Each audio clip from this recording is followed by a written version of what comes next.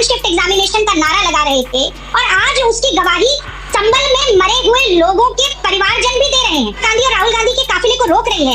अगर यही मुस्तैदी संभल में दिखाई जाती तो शायद जो लोग मरे हैं उनको बचाया जा सकता। इन्होंने कहा कि आप वहाँ नहीं जानते। मैं पूछ रहा हूँ मानक जी, संभल में इतने दिनों से हालात अच्छे नहीं है बिल्कुल, और लोगों को गाली देने के अलावा कोई काम वहाँ किया तो ये वहाँ आज जाकर क्या करेंगे? ओके राज, आप मणिपुर से लेकर पूरा विदेश घूम रहे हैं।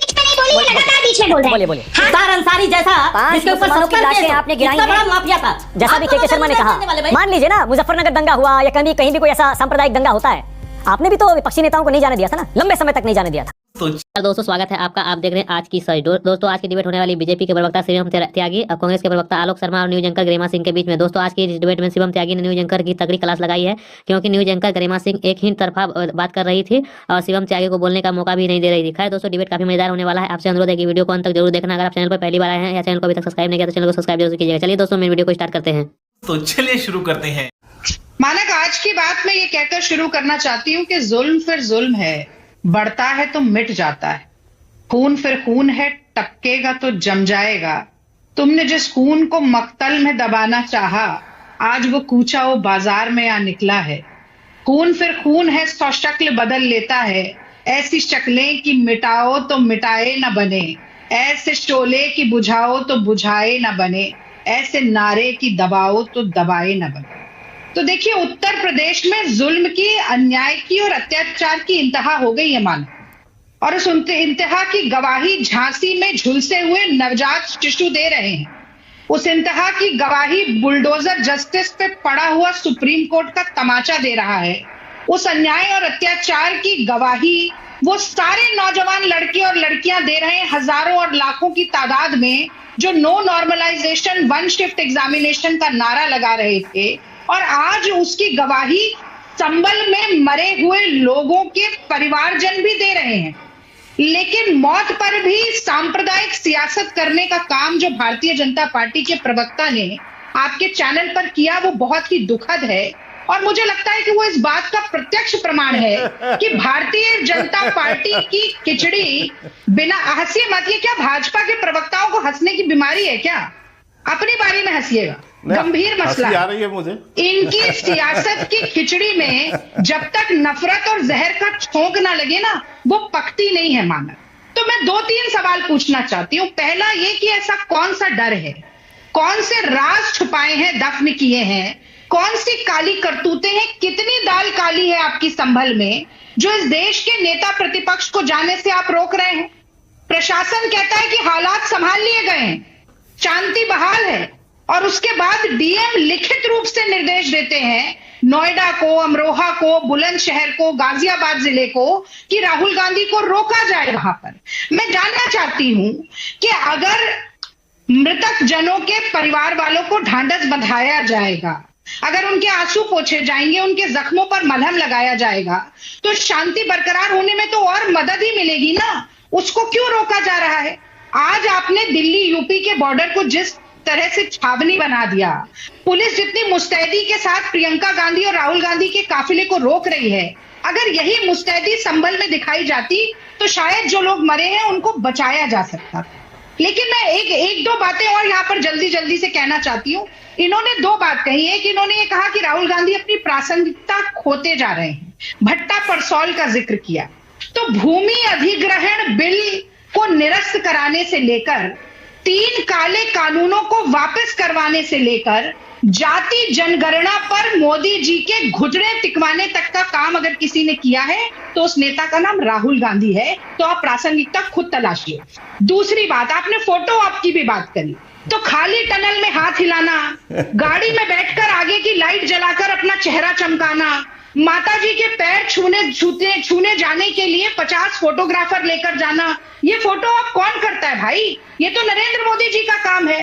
तो भाजपा और मोदी सरकार जो है वो नतीजों में नहीं, नजारों की नजर है। जनप्रतिनिधि क्या काम करते हैं? असल इनको उत्तर नहीं मिल रहा है तो कहीं से कहीं 20 सेकंड और ले रही हैं, उसके बाद आ रहा हूं। 20 सेकंड और। पिछले 5 दिनों में ये हालत है लोकतंत्र के मंदिर की कि लोकसभा सिर्फ 61 मिनट चली है पिछले 5 दिनों में, और राज्यसभा 89 दिन, क्योंकि ये मसलों पर जमीनी मुद्दों पर, जनता के मुद्दों पर बहस ही नहीं करना चाहते। ओके के शर्मा, की जगह नहीं के बची। शर्मा, मतलब रागिनी कह रही है, इसका मतलब आप अपनी नाकामी मान रहे हैं, हालात आप संभाल नहीं पाए संभल में, इसीलिए आपको डर है कोई बाहर से आएगा।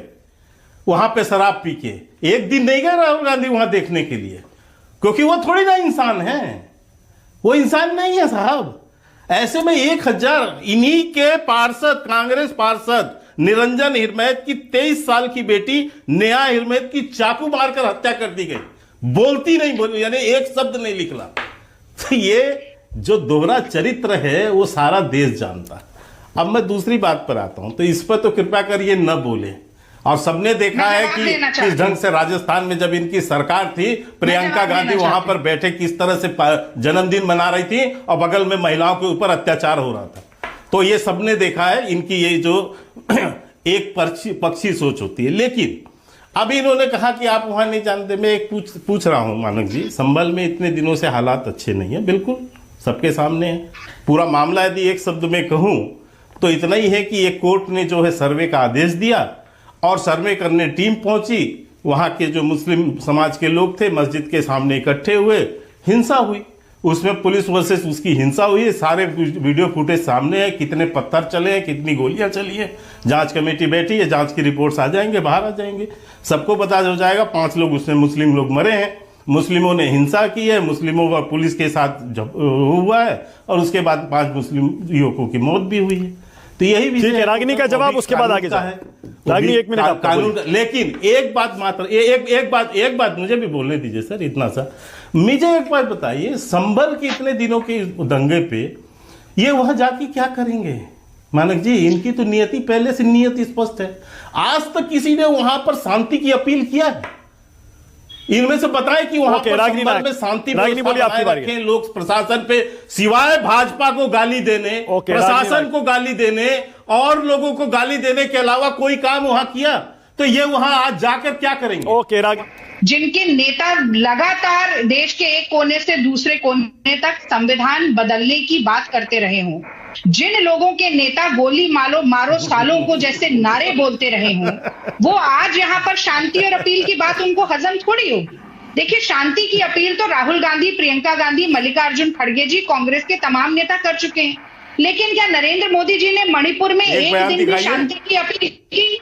मुझे बताइए, क्या 1.5 साल में जो मणिपुर जल रहा है, वहां पर जातीय 2 समुदायों के बीच में हिंसा हो रही है, महिलाओं के साथ नृशंसता हो रही है, क्या मोदी जी ने वहां पर जाने के बारे में नहीं सोचा? और मैं अब ये देखिए कितनी गंभीर बहस में ये जिस तरह से हंस रहे हैं, वो भारतीय जनता पार्टी की संवेदन शून्यता को दर्शाता है। कि आप विषय का उत्तर नहीं दे रही हैं। आप मणिपुर से लेकर पूरा विदेश घूम, मैं किसी के बीच में नहीं बोली, ये लगातार बीच में बोल रहे हैं। बोलिए। हाँ, डिबेट कर रहे हैं संभल पे, मणिपुर से लेकर विदेश तक घूम रहे हैं, कुतर्क के कुतर्क दे रहे हैं। मैं हंस इस पे रहा हूं, लेकिन दूसरा बात ये भी पूछना चाहता हूं मैं, आप कौन होते हैं? न्यायालय है? आप निर्दोष साबित कर रहे हैं? ये निर्दोष है, वो निर्दोष है? वहां जो ट्रक भर के जो ईंट पत्थर और जो है हथियार मिल रहे हैं, जो हिंसा वहां पर हुई है, वो सब निर्दोष है? पुलिस को मार दोगे? कुछ भी कर सकते हो आप। लोगों की और आपका तो इतिहास है जमीन शर्मा, आपकी भारतीय जनता पार्टी, मुख्तार अंसारी जैसा जिसके ऊपर 70 केस आपने गिराई, इतना बड़ा माफिया था, उसके कब्र में जाकर में आपको हम बख्शेंगे नहीं। के शर्मा, अतीक अहमद के मुसलमानों की हत्या की जिम्मेदार है भारतीय जनता पार्टी। अतीक अहमद को कौन नहीं जानता? उसकी जो है में जो हत्यारा था। अच्छा, 1 मिनट रुक जाइए, 1 सेकंड अब रुक जाइए, एक सेकंड, एक और सवाल है मेरा, उसके बाद मैं आगे जाऊंगा। 1 सेकंड के शर्मा, 1 सेकंड रुक जाइए प्लीज। अमित, जैसा भी के शर्मा ने कहा, मान लीजिए ना मुजफ्फरनगर दंगा हुआ या कहीं भी कोई ऐसा सांप्रदायिक दंगा होता है, आपने भी तो विपक्षी नेताओं को नहीं जाने दिया था ना, लंबे समय तक नहीं जाने दिया था। भट्टा परसौल में मायावती की सरकार थी, उन्होंने भी नहीं राहुल गांधी को जाने दिया। मुजफ्फरनगर में दंगा के शर्मा की पार्टी के लोगों ने किया था। मुजफ्फरनगर में जो दंगा हुआ था, के शर्मा की पार्टी ने किया था। गए थे क्या आप मुजफ्फरनगर में? आप गए थे? चुनाव हारे कितने दंगाई थे, उनको आपने एमएलए और एमपी बनाया। लिख बोल दिया है चेहरे पर। के शर्मा, आपकी पार्टी का दंगा और देश को जलाने का इतिहास है यूपी में, पूरे देश को दंगे में। अरुण सावंत को लाइए। तो वीडियो को अंत तक देखने के लिए धन्यवाद। आज के डिबेट वीडियो आप लोगों को कैसा लगा, आप लोग कमेंट सेक्शन में अपनी राय जरूर दे सकते हैं। अगर आप लोगों ने अभी तक हमारे चैनल को सब्सक्राइब नहीं किया, चैनल को सब्सक्राइब और वीडियो को लाइक जरूर से कीजिएगा। चलिए दोस्तों, मिलते हैं कोई और शानदार डिबेट वीडियो में, तब तक के लिए जय हिंद।